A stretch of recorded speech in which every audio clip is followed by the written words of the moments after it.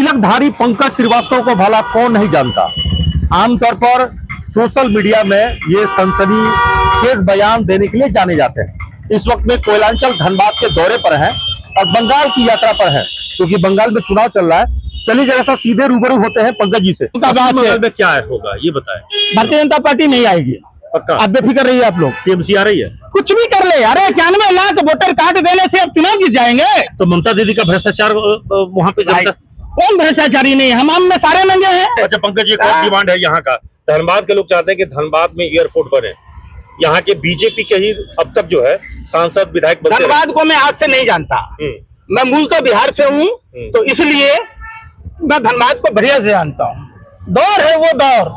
धनबाद शहर बसाया किसने ये बताइए ना आप। धनबाद के विकास में कोयला क्षेत्र है, कोयल क्षेत्र आज से नहीं है, बहुत दिन से है, लेकिन निरंतर जो धनबाद प्रगति के पथ पर था। भारतीय जनता पार्टी के पशुपतिनाथ जी सांसद हुआ करते थे, कई बार थे। यहाँ से एम्स चला गया, यहाँ से एयरपोर्ट के लिए इनको धरना देना पड़ रहा है। बताइए, अरे केंद्र में सरकार है, नोटिफिकेशन जारी करोगे और इंडियन डिजास्टर मैनेजमेंट एक्ट के तहत राज्य सरकार को केंद्र को मानने पर विवश रहना पड़ता है। तो सरकार की मंशा अगर यहाँ एयरपोर्ट देने की होती, धनबाद की विकास करने की होती, तो अभी भी डुल्लू महतो जी भी यहाँ के सांसद हैं, वो भाजपा से हैं, तो इनको धरना नौटंकी करने की जरूरत है। अरे लोकसभा में नहीं मिलते हैं क्या आपसे वो प्रधानमंत्री जी? नागरिक उड्डयन मंत्री नहीं मिलते हैं क्या? गृह मंत्री जी नहीं मिलते हैं क्या? ये लोग आरोप लगा रहे हैं कि मुख्यमंत्री यहाँ के मदद नहीं कर रहे, राज्य सरकार जमीन नहीं चले ना तांगन टेरा वाला बात मत कीजिए। डुल्लू महतो जी अभी प्रेजेंट में सांसद हैं, डुल्लू महतो जी प्रधानमंत्री से भी मिलते होंगे, गृह मंत्री से भी मिलते होंगे, आप एविएशन मिनिस्टर से भी मिलते होंगे। हम आपसे मिले हैं तब ना आप हमारा इंटरव्यू ले रहे हैं। तो डुल्लू महतो जी, आप प्रधानमंत्री का रास्ता क्यों नहीं रोकते वहाँ लोकतंत्र के मंदिर में कि एयरपोर्ट बनाना होगा? हम आपके पार्टी के सांसद हैं, आप वही आप जो है संसद भवन के बाहर प्रधानमंत्री की कुर्सी पर बैठ जाइए धरना पर। है हिम्मत?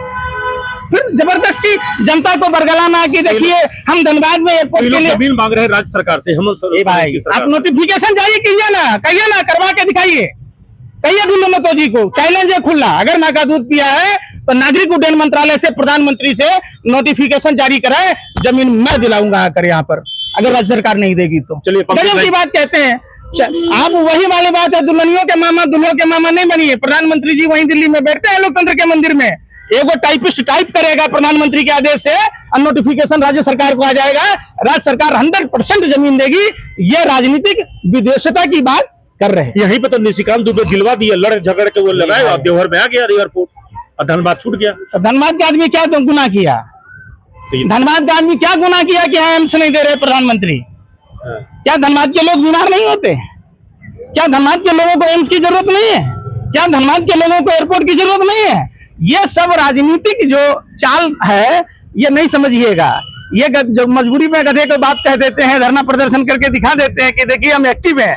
अरे वहाँ दिल्ली में प्रधानमंत्री जी मिलते हैं जिसके साथ आप गलमहिया करते हैं, लेकिन इनकी हिम्मत नहीं है, इनकी औकात नहीं है कि प्रधानमंत्री को बोल सके कि आप नोटिफिकेशन जारी कर दीजिए।